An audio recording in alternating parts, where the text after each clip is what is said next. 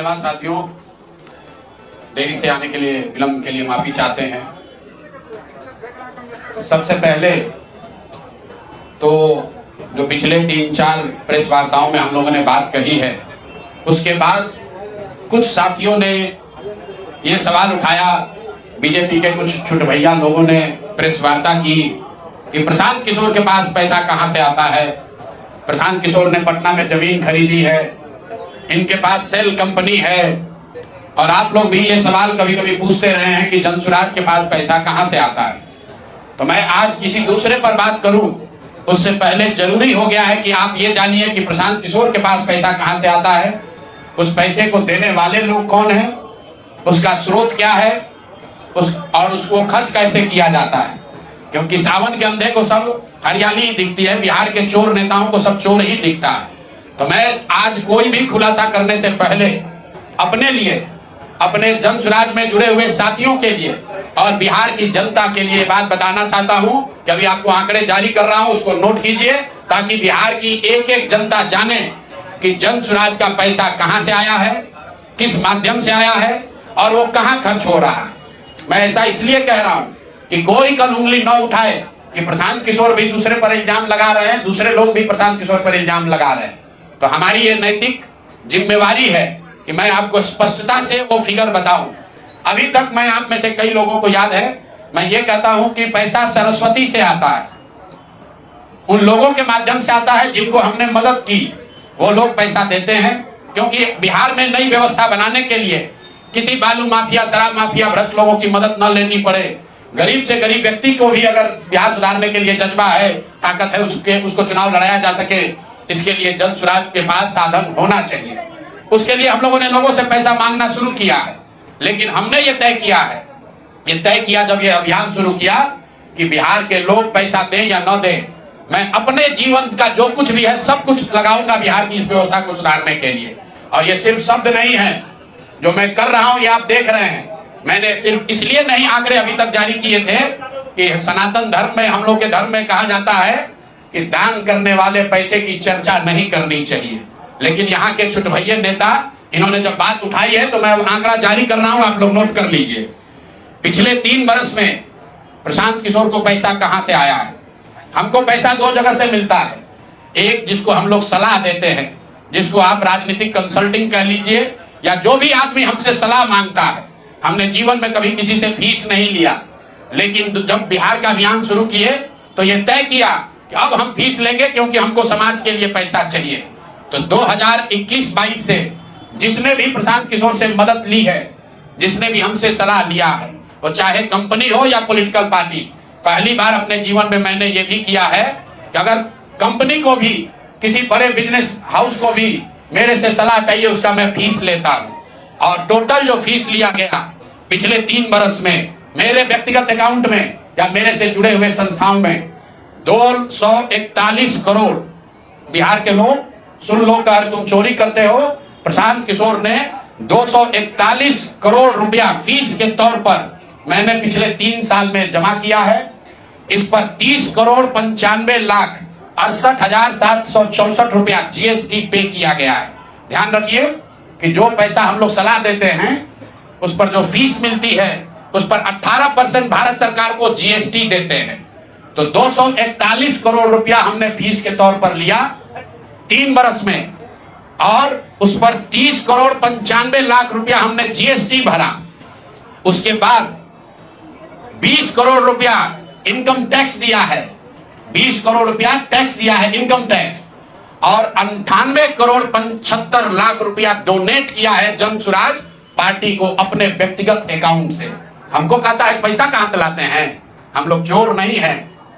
98 करोड़ रुपया अपना व्यक्तिगत पैसा मैंने जो बच गया खर्च के बाद, ये तय किया है कि जीवन में जो भी पैसा कमाएंगे इस 10 साल में, ये सब बिहार की व्यवस्था को सुधारने के लिए लगाएंगे।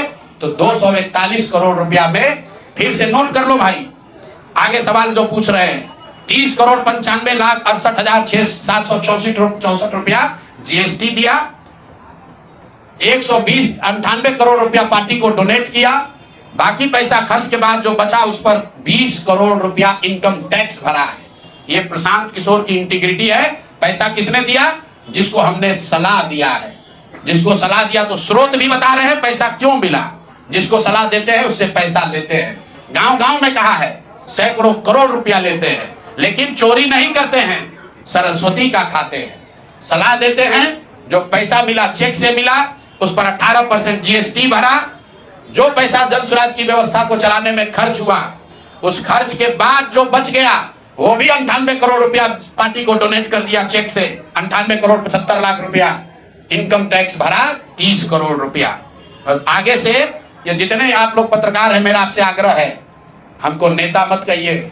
हम मंच पर जो कहते हैं वो करते हैं, हम नेता नहीं हैं, बिहार से पैसा कमाने नहीं आए हैं, अपना खून पसीना का कमाई का पैसा लगा रहे हैं। इसलिए लगा रहे हैं कि बिहार में गरीब से गरीब आदमी भी अगर सुधार के लिए कुछ करना चाहता है तो उसको पैसे के वजह से पीछे न हटना पड़े। और आपके सामने बिहार के लोगों को बता रहे हैं, अगले 10 बरस तक जब तक बिहार की व्यवस्था नहीं सुधरेगी, अपना शरीर बेच के भी पैसा लाना होगा तो भी पैसा लाएंगे, लेकिन बिहार में चोरी की राजनीति को खत्म करके ही दम लेंगे। ये आप ध्यान रखिए। और किसी भी अपने हमारे जो जन स्वराज के साथी हैं उनको डरने की जरूरत नहीं है। 1-1 रुपया प्रशांत किशोर का अकाउंटेड है, केंद्र सरकार को जीएसटी भरा है, इनकम टैक्स भरा है। और जब आप इनकम टैक्स भरते हैं तो यह भी पूछा जाता है कि पैसा आया कहां से है। किसी ने कहा अभी एक प्रेस कॉन्फ्रेंस में, एक मैं खाली आपको उदाहरण देता हूं, नवयुगा कंस्ट्रक्शन के नाम पर किसी ने कहा पैसा दिया है, बिल्कुल दिया है। 11 करोड़ रुपया लिए हैं, 11 करोड़ रुपया 2 घंटा सलाह के लिए लिए। उनको एक प्रोडक्ट लॉन्च करना है, वो लॉन्च करने के लिए हमसे सलाह चाहिए तो 11 करोड़ रुपया हमने कहा पार्टी को डोनेट करो, तब 2 घंटा का सलाह देंगे। ये बिहार के लड़के की ताकत है, ये सरस्वती की ताकत है। हम लोग चोरी नहीं करते, नवयुगा से घूस नहीं लेते हैं, अपना जहां मेहनत करते हैं उसका फीस लेते हैं और जो भी पैसा मिलता है अपना खर्च काट के जो बच जाता है वो पार्टी में डोनेट करते हैं। और हमने अपने साथियों से भी कहा है कि बिहार में जाकर लोगों से पैसा मांगने से पहले आप अपना जितना डोनेट कर सकते हैं वो कीजिए। और मैं लोगों को कहूं, उससे पहले हमने अपने आप पर यह जिम्मेवारी ली है कि जो भी 10 साल में पैसा कमाएंगे ये सारा पैसा बिहार को बनाने सुधारने के लिए डोनेट करेंगे। और ये 98 करोड़ रुपया इस साल में डोनेट किया है मैंने, 98 करोड़ 50 लाख रुपया हमारे अकाउंट से सीधे जन स्वराज को मैंने डोनेट किया है। जिसको देखना है देख लीजिए। और फिर से दावा कर रहे हैं अगर इसमें कोई कमी गलती एक पैसा का निकल जाए तो केंद्र सरकार जांच करा ले, ईडी सीबीआई इनकम टैक्स लगा ले, 1 पैसे का ऊपर नीचे होगा नहीं। और ये बात अब यहाँ से खत्म होनी चाहिए।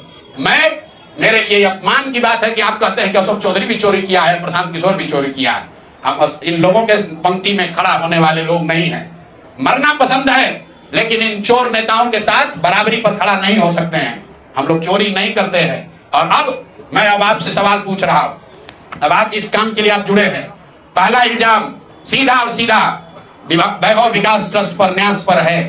मुन्ना जी ने पेपर जारी किया है, न्यास के जो मुख्य पदाधिकारी हैं जियालाल आर्य जी, मैं आज भी समझता हूं आप बहुत ईमानदार व्यक्ति हैं। आप बताइए कि पिछले 1 साल में जब से अशोक चौधरी की बेटी की सगाई अनिता कुणाल के लड़के से हुई है, उसके बाद से 100 करोड़ से ज्यादा की संपत्ति पटना में न्यास के द्वारा खरीदी गई है। जियालाल आर्य जी, अगर जैसे मैंने बताया है अभी प्रेस के सामने, आप प्रेस के सामने आइए और बताइए, न्यास का अकाउंट जारी करिए कि कहां से ये पैसा आपके पास आया है, कहां से ये 100 करोड़ रुपए न्यास के पास आए। जब से न्यास बना है उसमें 10 करोड़ का भी संपत्ति नहीं खरीदा गया।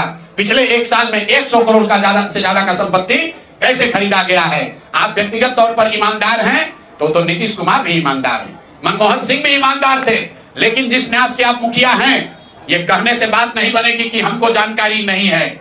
मैं अभी आपके सामने चुनौती दे रहा हूं, वैभव विकास ट्रस्ट से, न्यास से लोग आकर ये बताएं कि पिछले 1-1.5 साल में 100 करोड़ से ज्यादा की संपत्ति पटना में उस न्यास के माध्यम से कैसे खरीदी गई है। उसमें मुख्य सचिव, यहाँ बिहार के मुख्य सचिव जो हैं उनके परिवार की महिला हैं, तो अभी इनकी जिम्मेवारी है। मुख्य सचिव यहाँ पर प्रत्यय अमृत हैं, इनकी सास है मुन्ना जी, इनकी सास है, प्रत्यय अमृत की सास है, इनकी सासू माँ है, और जियालाल आर्य जी और अनिता कुणाल, ये तीनों लोग बताए। इन्होंने कहा किशोर कुणाल जी का नाम बहुत बड़ा है, तो किशोर कुणाल जी के नाम पर ही कम से कम उनके नाम को दागदार मत कीजिए। समाज ने उनके नाम की बड़ी प्रतिष्ठा है। तो आप प्रेस को बुलाइए और क्लियर कीजिए कि आपके न्यास से, मैं 3 लोगों का नाम ले रहा हूं, जियालाल आर्य, जो बहुत सम्मानित व्यक्ति हैं, ईमानदार व्यक्ति हैं, उनकी ऐसी छवि है। दूसरा अनीता कुणाल जी, जो किशोर कुणाल जी की पत्नी है, और तीसरा यहाँ के मुख्य सचिव की सासू माँ। ये तीनों लोग बताएं कि न्यास में 100 करोड़ से ज्यादा की संपत्ति खरीदने का पैसा कहां से आया है। दूसरी बात, अशोक चौधरी के नाम पर जो संपत्ति की बात कही गई है, हम लोग उस बात पर कायम हैं। 200 करोड़ की संपत्ति इन्होंने अर्जित की है। इन्होंने कैमरे पर आप लोगों को कहा कि 1 कट्ठा भी जमीन हो जाएगा तो मैं जनसुराज की गुलामी करूंगा। मेरे भाई मुन्ना जी ने अभी पूरा डॉक्यूमेंट जारी किया है। अगर या तो उसको आप रिबटल कीजिए कि ये आपका जमीन नहीं है, और अगर जमीन है तो जनसुराज की गुलामी मत कीजिए, बिहार के लोगों की गुलामी के लिए तैयार होइए, इस्तीफा दीजिए। नहीं इस्तीफा दीजिएगा तो आपका घेराव होगा, आपका राजनीति आपका नहीं करने देंगे। हम लोग राज्यपाल, मुख्यमंत्री नहीं सुन रहे हैं तो हम लोग राज्यपाल महोदय के पास जाएंगे, कोर्ट में जाएंगे, इनके खिलाफ कार्रवाई होनी चाहिए। और 100 करोड़ का मानहानि का नोटिस भेजे थे, आज डर के मारे शायद कहे हैं कि अब आगे ये हम कानूनी कार्रवाई नहीं करेंगे, तो 5 दिन के अंदर अंदर आधिकारिक तौर पर लीगल नोटिस वापस ले, और नहीं लेंगे तो इन पर 500 करोड़ का और घोषणा करेंगे। नोट कर लो भाई, 200 करोड़ पर घबराए हुए हैं ना, ये 500 करोड़ का और अवैध संपत्ति जो खरीदा है अशोक चौधरी ने अलग अलग नाम से। 7 दिन का समय दे रहे हैं, 7 दिन के अंदर अंदर अगर अब इस बात के लिए माफी नहीं मांगे कि प्रशांत किशोर पर झूठा मानहानि का मुकदमा करने का केस तो नहीं किया है, नोटिस भेजे हैं, तो अगर 7 दिन के अंदर अंदर लीगली कैमरे के सामने आकर ये नोटिस वापस नहीं लिए तो इन पर 500 करोड़ का और जो अवैध संपत्ति ये कब्जा किए हैं, खरीदे हैं, उसकी सारी सूची आपके सामने जारी करेंगे। एकदम इनको चुनौती दे रहे हैं भाई। 200 पर दिए हैं, 200 किए थे, 500 करोड़ का इनका पेपर तैयार है। पिछले 8 महीनों में इन्होंने 20,000 करोड़ से ज्यादा का कॉन्ट्रैक्ट दिया है। 20,000 से ज्यादा का कॉन्ट्रैक्ट भाई साहब ने दिया है, और हर कॉन्ट्रैक्ट में 5% पैसा कमीशन के तौर पर लिया गया है। अभी इतना ही बोल रहे हैं, अगले प्रेस कॉन्फ्रेंस तक अगर इन्होंने अपनी गलती नहीं मानी तो जिन लोगों के जरिए ये 5% पैसा वसूला गया है, वो लोग को प्रेस के सामने बैठा कर आपसे परिचय कराएंगे कि कौन लोगों ने ये 5% की रेट से पैसा वसूला है। और दूसरी बात, ये जो पैसा रिलीज हो रहा है 0.5% हर रिलीज में पैसा काटा जा रहा है। अभी जो 2 घटना आपने सुनी होगी नोट जलाने की, 2 इंजीनियर्स के घर पे जो नोट के गड्डी पकड़े गए हैं, वो वही पैसा है जो पैसा ये लोग कॉन्ट्रैक्टर को दिए। कॉन्ट्रैक्ट देने के लिए 5% लिया, उसके बाद जब पैसा रिलीज होता है तो 0.5% इनका उसमें शेयर बनता है। वही पैसा ये इंजीनियर कलेक्ट करके वापस ला रहे थे पटना जमा कराने, जो एक आदमी उसमें पकड़ा गया, एक आदमी जेल में भी है, और रात भर नोट का गड्डी जलाया गया है। अब अशोक चौधरी इस पर बयान दें कि ये उनकी वो इसमें संलिप्त है कि नहीं है। नहीं है तो आपके सामने अगले प्रेस कॉन्फ्रेंस में उन लोगों को खड़ा करेंगे जो इनके बिहाफ में ये पैसे की वसूली कर रहे हैं, और इनको उसका जवाब देना पड़ेगा। अशोक चौधरी बंद। अब आ जाइए आज की सबसे बड़ी जो जिस चीज के लिए आपको बुलाए हैं, बिहार के उप मुख्यमंत्री सम्राट चौधरी, इन पर मेरा सीधा आपके माध्यम से सरकार को, बिहार के गवर्नर से, बिहार सरकार से, केंद्र सरकार से मेरा अनुरोध है कि इनको हत्या के आरोप में, ये हत्या के अभियुक्त हैं, इनको तुरंत पद से बर्खास्त करके गिरफ्तार किया जाए। क्यों किया जाए ये समझिए। तारापुर में 1995 में 7 लोगों की जो हत्या हुई, और 7 मारे जाने वाले लोग कुशवाहा समाज के लोग थे। ये बिहार में जाति की राजनीति करने वालों के लिए सबक होना चाहिए। सम्राट चौधरी कहते हैं मैं कुशवाहा हूं। 7 लोगों की जिनकी हत्या के ये अभियुक्त हैं, आरोप नहीं है, मैं शब्द बहुत सही समझ के बोल रहा हूं। 7 लोगों की हत्या के अभियुक्त राकेश कुमार उर्फ सम्राट कुमार मौर्य उर्फ Samrat Chaudhary, Tarapur case number 44/1995, note कर लीजिए। 44/1995 में 7 लोगों की हत्या हुई, उसमें ये अभियुक्त हुए, और जो केस है चीफ जुडिशियल मजिस्ट्रेट को 24/4/1995 को इन लोगों ने डॉक्यूमेंट सबमिट किया। बिहार विद्यालय परीक्षा समिति का एक एडमिट कार्ड सबमिट किया, जिसमें बताया गया कि KNVMH सम्राट, ये स्कूल का नाम है, कुमार सर एक स्कूल का नाम है, जहां से ये एडमिट कार्ड इशू हुआ है, सम्राट चंद्र मौर्य, पिता का नाम Shakuni Chaudhary, date of birth 1/5/81, result fail, number आया 268, कैटेगरी प्राइवेट। ये सुप्रीम कोर्ट का डॉक्यूमेंट है जो सम्राट चौधरी ने जमा किया है, जिसमें ये बताया है कि इनका डेट ऑफ बर्थ 81 है, उसके हिसाब से 95 में चीफ जुडिशियल मजिस्ट्रेट ने नाबालिग होने के नाम पर इनको वहां से राहत दी। इनको जेल से निकाला गया क्योंकि ये 15 साल के थे और कानूनन 18 साल से कम उम्र के बच्चे को अभियुक्त के तौर पर जेल पर नहीं रखा जा सकता था। अब ये बात तो पब्लिक की जानकारी में है। अब मैं क्यों कह रहा हूं कि इनको आज अरेस्ट करना चाहिए, क्योंकि 2020 का जो सम्राट चौधरी ने अपना इलेक्शन एफिडेविट दिया है, इसमें अपना उम्र इन्होंने बताया है 51 साल। ये सम्राट चौधरी का इलेक्शन एफिडेविट है, इन्होंने अपना उम्र बताया 2020 में 51 साल। इसका मतलब है कि 2020 - 26, तो 1995 में इनका उम्र था 25 साल, 26 साल। तो 26 साल के उम्र के आदमी को कोर्ट ने गलती से गलत सर्टिफिकेट के आधार पर नाबालिग होने के नाम पर अभियुक्त होने के बावजूद, ध्यान दीजिए, अभियुक्त होने के बावजूद इनको जेल से बरी कर दिया गया था कि ये 15 साल के हैं, जबकि इनका अपना डॉक्यूमेंट बता रहा है कि उस समय 26 साल के थे। तो 26 साल के उम्र के आदमी पर अगर 6 लोगों की हत्या का आरोप है, तो जब तक कोर्ट से वो फ्री नहीं होते हैं तब तक उनको जेल में होना चाहिए। और ये आदमी यहाँ का उप मुख्यमंत्री बनकर बैठा हुआ है। तो मैं यहाँ के मुख्यमंत्री से और बिहार के माननीय राज्यपाल से ये अनुरोध कर रहा हूं कि हत्या का आरोपी, हत्या का अभियुक्त सम्राट चौधरी, राकेश कुमार उर्फ सम्राट चौधरी उर्फ सम्राट कुमार मौर्य आज संवैधानिक पद पर बैठे हुए हैं। ये देश के संविधान का, देश के विधि विधान का इससे बड़ा अपमान नहीं हो सकता है कि जिस व्यक्ति को जेल में होना चाहिए वो आदमी यहाँ का उप मुख्यमंत्री बना हुआ है। तो मुख्यमंत्री नीतीश कुमार सीधे इस पर कार्रवाई करें, नहीं करेंगे तो कल परसों में हम लोग राज्यपाल के पास डेलीगेशन लेकर जाएंगे, सिर्फ बर्खास्तगी के लिए नहीं, सम्राट चौधरी के गिरफ्तारी के लिए। पूरा समझिए, मैं कैमरे पर कह रहा हूं, सम्राट चौधरी हत्या के अभियुक्त है, जेल से फर्जी डॉक्यूमेंट निकालकर बाहर निकले हैं। या तो इनको बर्खास्त करके गिरफ्तार कीजिए और नहीं तो देश में जितने लोग हत्या किए हैं उनको भी जेल से छोड़ दीजिए। ये हालात है, ये डॉक्यूमेंट है आपके सामने। ये सम्राट चौधरी का इलेक्शन एफिडेविट है जिसमें 2020 में उन्होंने अपने आप को 51 साल का बताया है। उसके मुताबिक 1995 में वो 26 साल के थे और कोर्ट में इस आधार पर इनको बरी किया गया है कि ये 15 साल के बालक हैं। तो ये बता दें कि ये हत्या के आरोपी हैं, इन्होंने जो सर्टिफिकेट दिया है वो ठीक है कि नहीं है। बाकी ये भाई साहब जो घोटाला किए हैं अपने डिग्री उग्री में, तो बहुत छोटी बात है। आज की प्रेस कॉन्फ्रेंस सीधी मांग कर रहा, हम लोग मांग कर रहे हैं सम्राट चौधरी को हत्या के अभियुक्त हैं, 6 हत्या के अभियुक्त हैं, उनको गिरफ्तार कीजिए और नहीं तो बिहार में जितने लोग पर अभियुक्त जिनको बनाया गया उनको सबको छोड़िए। इस देश में अलग अलग कानून नहीं हो सकता है। और ये गृह मंत्री के साथ घूम रहे हैं।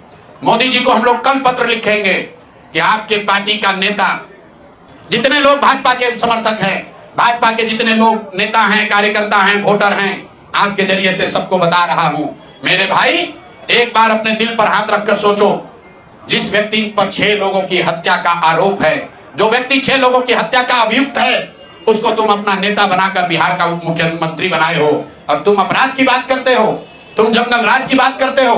तो सम्राट चौधरी को अभी के अभी पद से इस्तीफा देकर पुलिस को अरेस्ट करना चाहिए। और अगर पुलिस अरेस्ट नहीं करती है तो हम लोग कोर्ट में मूव करेंगे, कोर्ट के संज्ञान में बात को लाएंगे कि साहब ये बताइए कि कैसे आपने इनको बेल दिया है, कैसे इनको आप समाज में बाहर रहने की अनुमति दे रहे हैं। और सम्राट चौधरी की अंतिम बात, इनके अपराध की गाथा की, सिर्फ हत्या के अभियुक्त नहीं है। बिहार में पुरानी पत्रकारिता करने वाले लोग, आपने शिल्पी गौतम के रेप और हत्याकांड की कहानी सुनी होगी। आपने सुना होगा कि लालू जी के जंगल राज का जब चरम सीमा था, जितनी यहाँ माताएं बहनें हैं, जो पढ़े लिखे लोग, समझदार लोग हैं, स्वच्छ छवि वाले बिहार में रहने वाले लोग हैं, याद कर लीजिए शिल्पी गौतम रेप और मर्डर केस, जिसमें एक डॉक्टर के लड़के को और शिल्पी गौतम के साथ ऐसा आरोप लगा था कि उनके साथ सामूहिक बलात्कार और उसके बाद उनकी हत्या कर दी गई थी। साधु यादव पर उसका आरोप लगा था, बड़ी हंगामा हुआ, सीबीआई में केस गया। मैं आपके माध्यम से आज पूछ रहा हूं कि क्या अभी के उप मुख्यमंत्री सम्राट चौधरी उर्फ राकेश कुमार उर्फ सम्राट कुमार मौर्य उस केस में संदिग्ध अभियुक्त के तौर पर नामजद थे या नहीं थे, ये प्रेस में वो बता दें, उसके बाद हम उसका डॉक्यूमेंट आपको जारी करेंगे। इनका सीबीआई ने इनको अभियुक्त के तौर पर इनकी जांच की थी कि नहीं, उस मुकदमा में इनको नामजद संदिग्ध बनाया गया था कि नहीं, ये सीधा आपको बता रहे हैं। ये आए और ये पूरा केस तब के भाजपा के नेता सुशील कुमार मोदी जी ने उठाया था, और तब सम्राट चौधरी यही साधु यादव और राजद के गैंग के हिस्सा थे। और अब वो बता दें, हम इतना ही बोल रहे हैं, अभी से भी गांधी जी ने कहा है गलती हो गई तो आकर माफी मांग लो, आकर बताइए कि उस केस में आप अभियुक्त के तौर पर आपको सीबीआई ने आपकी जांच की थी कि नहीं की थी, आपके सैंपल टेस्ट लिए गए थे कि नहीं लिए गए थे, आपके उस घटना में क्या संलिप्तता है नहीं है, ये बताइए। उस केस में आपको बता देते हैं, लालू जी का प्रभाव था, साधु यादव को बचाने के लिए केस को बंद कर दिया गया, लेकिन वो केस खत्म नहीं हुआ। पटना के एक एक आदमी को याद है वो घटना। तो अब राकेश कुमार बताएं, आज के सम्राट चौधरी बताएं कि उस केस में इनकी भूमिका क्या थी, उसमें ये नामजद थे कि नहीं थे, और थे तो इन्होंने इसको डिस्क्लोज क्यों नहीं किया। अब आज का घोषणा खत्म, मैंने अपनी बात बताई कि हमारे पास पैसा कहां से आया है, कितना किसने दिया, कितना टैक्स भरा, और जो पैसा बचा उसका मैंने क्या किया। दूसरी बात मैंने अशोक चौधरी को बताया। अशोक चौधरी से पहले पाक साहब बनने वाले वैभव विकास न्यास पर सीधे सवाल है कि जनता देख रही है, ईमानदार अगर आप हैं तो सामने आइए और जवाब दीजिए कि 100 करोड़ रुपए की संपत्ति आपने पिछले 1-1.5 साल में पटना में कैसे खरीदी है, और अशोक चौधरी ने आपको पैसा दिया है या नहीं दिया है, किसी दूसरे ने दिया है कि नहीं। तीसरी बात मैंने कही कि अशोक चौधरी पर 200 करोड़ का हमने बताया है, 200 करोड़ का बेनामी संपत्ति खरीदने का आरोप लगाया है। आज अशोक चौधरी ने शायद ये कहा है कि अब वो कानूनी दाव पेच छोड़कर राजनीतिक लड़ाई लड़ेंगे, इससे बात नहीं बनेगी। कानून का मदद लेकर जनता के आंख में धूल झोंकने का जो कोशिश किए हो अशोक चौधरी, या तो मानहानि का नोटिस आधिकारिक तौर पर वापस लीजिए, नहीं तो 7 दिन के अंदर आप पर 500 करोड़ की जो और बेनामी संपत्ति का कागज मेरे पास है उसको भी बिहार की जनता के सामने जारी करेंगे। और चौथी बात जो मैंने बताई, अभी के उप मुख्यमंत्री सम्राट चौधरी, जिन पर 6 लोगों की हत्या के जो अभियुक्त हैं और कोर्ट ने जिनको राहत नहीं दी, बरी नहीं किया, सिर्फ नाबालिग होने के गलत सर्टिफिकेट की वजह से कोर्ट ने इनको छोड़ा है। अशोक चौधरी ने खुद मान लिया है अपने इलेक्शन एफिडेविट में कि 1995 में उनकी उम्र 26 साल थी। तो अब अशोक चौधरी को तुरंत पद से बर्खास्त करके उनको गिरफ्तार किया जाना चाहिए। सम्राट चौधरी, सॉरी, ये दोनों चौधरी में कंफ्यूज कर गए। सम्राट चौधरी उप मुख्यमंत्री को जो हत्या के अभियुक्त है, इनको पद से सिर्फ इस्तीफा नहीं देना है, इनको पुलिस अगर गिरफ्तार नहीं करती है तो जनसुराज कोर्ट में मूव करेगा। कल हम लोग गवर्नर से टाइम लेंगे। और अंतिम बात जो मैंने कहा कि अगर इससे भी बात नहीं बनती है, इनका आपराधिक चरित्र खुलकर नहीं आपको दिखता है, तो शिल्पी गौतम हत्याकांड में अपनी भूमिका पर आकर प्रेस में बता दें कि ये उसमें एक संदिग्ध अभियुक्त के तौर पर सीबीआई ने इनकी जांच करी थी कि नहीं करी थी। अगर ये कहते हैं नहीं की थी तो हम आपको डॉक्यूमेंट जारी करेंगे, सीबीआई के डॉक्यूमेंट, कि इनकी स्थिति उसमें क्या थी। अब मेरा बात खत्म हुआ, अब आपको जो सवाल करना है वो कर लीजिए। आरजेडी कांग्रेस की चुप्पी ये कहती है कि चोर चोर मौसेरे भाई, ये हमाम में सब नंगे हैं। दिलीप जायसवाल ने मेडिकल कॉलेज का कब्जा आरजेडी के तब के सीमांचल के बड़े बाहुबली नेता की मदद से किया, और अपने लूट के उस खजाने से आरजेडी के खजाने में भी दान पत्र में भरा। तभी तो रबड़ी देवी खड़े होकर कहती है कि दिलीप जायसवाल जी तो हमारे मुंह बोले भाई हैं। तो जितने लोग राजद को, लालटेन को वोट देते हैं, देख लो भाई, एक और कहते हैं कि हम भाजपा से लड़ रहे हैं, और एक और भाजपा के नेताओं के साथ मिलकर सिखों का कॉलेज कब्जा किया है, उससे पैसा तहसील रहा है, उसके कॉलेज से अपने बच्चों का गलत मेडिकल का डिग्री दिलवा रहा है। कांग्रेस का कोई महत्व नहीं है। कांग्रेस पर इतना भ्रष्टाचार का आरोप है कि भ्रष्टाचार का नाम सुन के डर के भागता है, सोचता है कि भ्रष्टाचार पर कुछ बोलेंगे तो लोग पूछ लेगा कि तुम भी तो नेशनल हेराल्ड में घोटाला किए हो, तुम भी तो 2 लाख करोड़ का घोटाला किए थे। अगर कांग्रेस वाले बिहार में 70,000 करोड़ के सीएजी का बात करेंगे तो सामने वाला भाजपा वाला कहेगा कि 2 लाख करोड़ आप पर भी तो चोरी का इल्जाम था। लेकिन जन सुराज और प्रशांत किशोर पर आप चोरी का इल्जाम नहीं लगा सकते हैं और आगे कोई कंफ्यूजन न करे, इसीलिए आगे कोई बात कहने से पहले हमने अपना अकाउंट जारी कर दिया 241 करोड़ के इनकम का, उस इनकम पर भरे हुए जीएसटी का, उस पर दिए इनकम टैक्स का, और उसके बाद जो 98 करोड़ डोनेट किया पार्टी को उसका। अगर कोई गलती हो तो फांसी पर चढ़ा देना, लेकिन अपने बराबरी में खड़ा मत करो। तुम चोर हो, तुम बिहार को लूटने का षड्यंत्र कर रहे हो। तुम्हारे जीवन का उद्देश्य बिहार को लूटना है, मेरे जीवन का उद्देश्य बिहार को बनाना है, दोनों में फर्क है।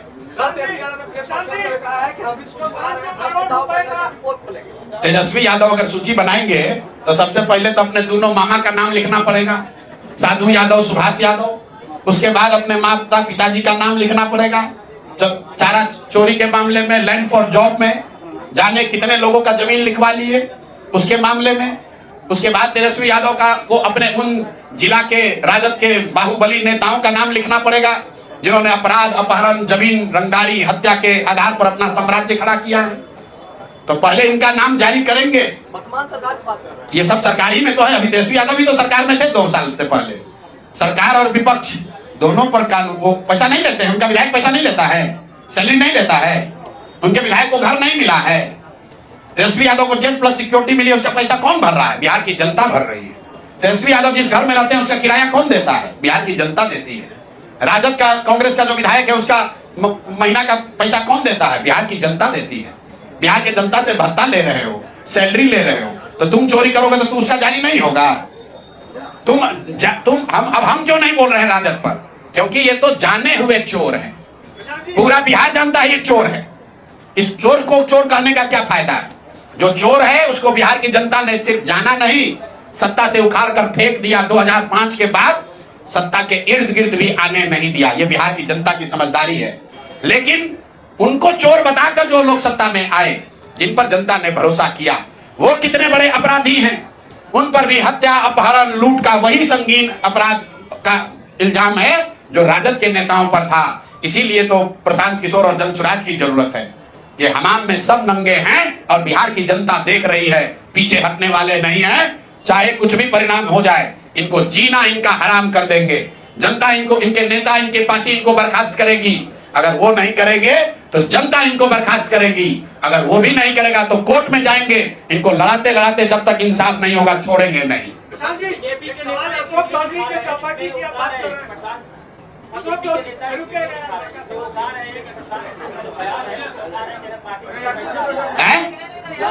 पैसा आता है उसके लिए ना तो हम मॉल खरीदेंगे ना तो जमीन खरीदेंगे, लेकिन बीपीएससी अभ्यर्थी जिस तरह प्रोटेस्ट कर रहे थे उसमें प्रशांत। तो भैया तुमको बताए, अभी सुने नहीं यार, प्रशांत किशोर की इनकम 241 करोड़ है डिक्लेयर्ड इनकम, जिस पर टैक्स भरते हैं 3 साल में। कितना? 241 करोड़। इतना पैसा हमारी अपनी आमदनी है, जिस पर जीएसटी भरा, जिस पर इनकम टैक्स भरा, और खर्च के बाद जो पैसा बच गया उसको बिहार के समाज के लिए दान में दे दिया। 98 करोड़ 50 लाख रुपया जाकर देख। और ये हम नहीं कह रहे, भारत सरकार के इनकम टैक्स में फाइल है, जाकर चेक कर लीजिएगा और आपको भी दे देंगे, आप भी देख लीजिएगा। 500 करोड़ रुपए की प्रॉपर्टी का जो उसके तार कहीं इंदौर और उज्जैन से तो नहीं जुड़े हैं, नहीं बता। मेरे भाई ये देखिए, मैंने आपको कहा दिलीप जायसवाल पर हम लोग कोई इन्वेस्टिगेटिंग एजेंसी नहीं है। अगर हर मंत्री के सारे भ्रष्टाचार के पैसे और संपत्ति का हम घोषणा करने लगे तो 2-4 दिन ये प्रेस चलता रहेगा।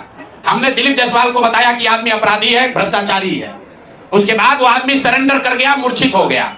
बिहार की जनता ने मान लिया भाई ये गलती मान रहा है, तो उसको हमने छोड़ दिया। छोड़ा सिर्फ नवंबर तक है। कल जब व्यवस्था बनेगी तो उन पर ट्रायल चलेगा, कॉलेज वापस लिया जाएगा और उन्होंने जो गलती की गई की उस पर सजा होगी। सुनिए 1 मिनट। अब अशोक चौधरी पर कहा गया 200 करोड़ की बेनामी संपत्ति का। अशोक चौधरी का 200 करोड़ रुपया थोड़ी ना है, वो तो सैकड़ों करोड़ रुपया और कमाए हैं। 200 करोड़ पे 50 करोड़ की का पेपर हम लोगों ने जारी कर दिया। अब बोल रहे हैं कि अभी से भी बिहार की जनता से माफी मांग लो। पूरा ये जो कानूनी दाव पेच का ढोंग रचे हो, वापस अभी आज कैमरे पर बोले हैं ना, लिखित में 7 दिन के अंदर अगर मानहानि का दावा, क्योंकि मानहानि के दावा से नहीं डर रहे हैं, ये जनता को भ्रमित करने के लिए कह रहे हैं कि मानहानि का दावा किए हैं।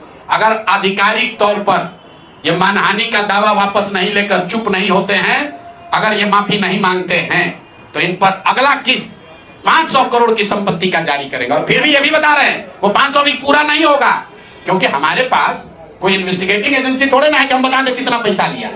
जितना आया है उतना जारी कर रहे हैं। इसका मतलब हम 200 कर रहे हैं, इसका मतलब ये मत समझिए कि अशोक चौधरी 200 करोड़ का घोटाला किया है। अरे घोटाला तो बहुत 100 करोड़ का किया है। 200 करोड़ का पेपर आ गया, उसके बाद अभी 500 करोड़ का और आ गया है। अब अगर दम है तो फिर से मानहानि का दावा कर लो। आपको बता रहे 7 दिन के अंदर जो दावा किया है उस पर भी अगर पीछे नहीं हटे तो ये 500 करोड़ का जारी होगा। उज्जैन वाली है ना सर? अब ये कौन होगा जब जारी करेंगे, देखिएगा कि उज्जैन है कि इंदौर है कि सुनिए, अब सुनना चाहते हैं तो मुक्तेश्वर है कि पटना है, वो सुन रहे होंगे, उनको दिख रहा होगा कि हम कहां से बोल रहे हैं। रांची है कि दिल्ली है कि मुक्तेश्वर धाम है कि पटना बाईपास है, वो सारी जमीन का कागज जारी कर देंगे। आज किसको बोले हैं कि हम कानूनी चीज से बंद कर रहे हैं? किसको बोले हैं?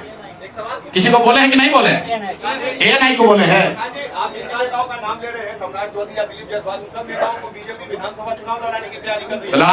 लड़ाई तो दिख जाएगा कि बीजेपी का यही चरित्र है। और जनता अगर उनको चुनकर ला देगी तो जनता इस बात के लिए तैयार रहे कि अगर आप समाज में हत्यारों को, लुटेरों को वोट देकर जिताओगे तो आप अपने दुर्दशा के लिए खुद ही जिम्मेवार होंगे। हमारा काम है आपको बताना, आपको सीखना है, सीखो। आप ये भी कह सकते हैं कि कल सम्राट चौधरी जीत कर आ जाएंगे, क्या होगा? पहली बात तो ये चुनाव लड़ेंगे नहीं, इनकी हिम्मत नहीं है। अशोक चौधरी चुनाव लड़े हैं, सम्राट चौधरी चुनाव लड़े हैं भाई, ये चुनाव लड़ने वाले लोग नहीं हैं। ये सब नॉमिनेशन से आते हैं। भाजपा में, जदयू में जो लोग को चुनाव लड़ना है वो थर थर कांप रहा है, वो कह रहा है भैया जल्दी सबको हटाओ, नहीं तो ये तो मरेगा ही, हम लोग को भी मार देगा। बिहार की जनता मालिक है। एक मिनट रुकिए, बिहार की एक मिनट पूरा कर लें, रुकिए एक मिनट। बिहार की जनता मालिक है, जिसको कोई बर्खास्त नहीं करेगा उसको बिहार की जनता बर्खास्त करेगी, मेरा ये विश्वास है। अगर नहीं किए तो फिर यही लोग आप पर राज करेंगे, आपके बच्चों पर राज करेंगे। ये ना जाति देखेंगे ना धर्म देखेंगे, इनका एक ही जात है, एक ही धर्म है, एक ही ईमान है, वो है पैसा, लूट, अपराध। और नीतीश कुमार कहते हैं हम 3C से समझौता नहीं करेंगे। तो आपका उप मुख्यमंत्री क्राइम का बादशाह है, हत्या का अभियुक्त है। आपका सहायता मंत्री अशोक चौधरी करप्शन का सिरमौर है, सरगना है। और भाजपा के साथ तो आप हैं ही, तो आपका तीनों C में कोई C नहीं बचा। नीतीश जी अभी से भी जगिए, इन लोगों को बर्खास्त कीजिए, नहीं तो आने वाला इतिहास कभी आपको माफ नहीं करेगा।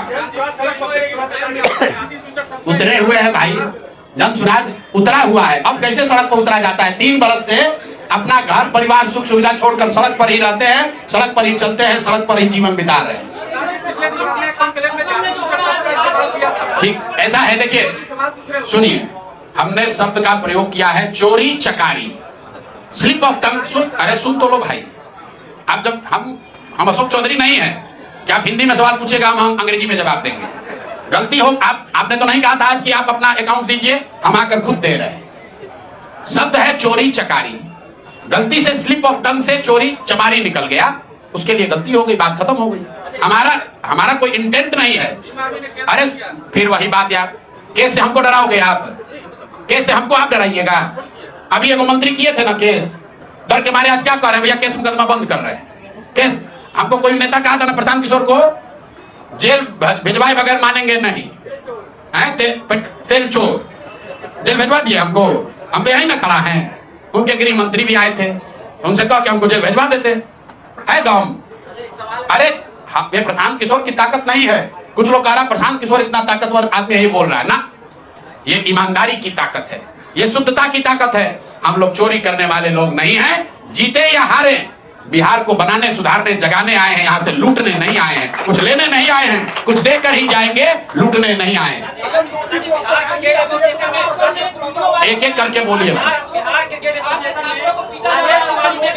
आसाम में बिहार के बच्चों को पीटा नहीं जा रहा है, उनसे अभद्रता, एक जो साथी है उनके साथ अभद्रता हो रही है। ये पहली बार नहीं हुआ है, आसाम में खाली नहीं हुआ है, तेलंगाना में हुआ, आंध्र में हुआ, महाराष्ट्र में हुआ, तमिलनाडु में हुआ। लेकिन आसाम में आज किसकी सरकार है? भाजपा की सरकार है। कौन वहां मुख्यमंत्री है? हेमंत बिश्व शर्मा है। और बिहार के लोगों को गाली दे रहा है, कोई भाजपा का नेता एक शब्द नहीं बोलेगा, डर के मारे। किसी का हिम्मत नहीं है कि हेमंत बिश्व शर्मा को बोले कि जो उसने ये काम किया उसको अरेस्ट करो। तो मेरे भाई, चाहे राहुल गांधी हो, तेलंगाना का मुख्यमंत्री रेवंत रेड्डी ने कहा कि बिहार के लोगों का डीएनए, बिहार के लोगों उसके डीएनए से खराब है, और उसी रेवंत रेड्डी को राहुल गांधी और तेजस्वी यादव यहाँ गांव गांव घुमा रहे हैं। वो घुमा रहे, ये गलती नहीं है, ये आपकी हमारी बिहार के लोगों की गलती है कि हम लोग उसको बिहार में घूमने दे रहे हैं। जो हम लोग के माँ बाप को, हम लोग के पुरखों को, हम लोग के डीएनए को गाली देता है, वो बिहार में आकर घूमता है और हम लोग उसको बर्दाश्त करते हैं। भैया ऐसा है, अशोक चौधरी का मामला हुआ खत्म, ठीक है, उनको 7 दिन का टाइम दिए हैं। अगर कानूनी नोटिस वापस नहीं लिए तब तक उनकी बात, उनको छोड़ा नहीं जाएगा। 500 करोड़ का उन पर जो और बेनामी संपत्ति है वो उसका सूची जारी होगा। अभी आज के प्रेस कॉन्फ्रेंस का 2 ही मुद्दा है। जो वैभव विकास ट्रस्ट के लोग हैं, जियालाल आर्या जी हैं, उनको आकर प्रेस में बताना है कि उनके ट्रस्ट में 100 करोड़ की से ज्यादा की संपत्ति कैसे खरीदी गई है। दूसरा बात सम्राट चौधरी पर है कि आप हत्या के अभियुक्त हैं। आपने एक फर्जी सर्टिफिकेट लगाकर जेल से बाहर आप आए थे। आपने अपने एफिडेविट में मान लिया कि 1995 में जब आप हत्या के अभियुक्त बने तो आप 26 साल के थे। तो जब तक कोर्ट ने से आपको बरी नहीं किया जाता है तब तक आप उप मुख्यमंत्री के पद पर नहीं, आपको जेल में रहना है, ये बताना है। और अंतिम बात ये कहा गया है कि शिल्पी गौतम रेप और हत्याकांड में सम्राट चौधरी अपनी भूमिका के बारे में स्पष्टता से बताएं कि उसमें उनकी कोई भूमिका अभियुक्त या संदिग्ध के तौर पर है, थी या नहीं है।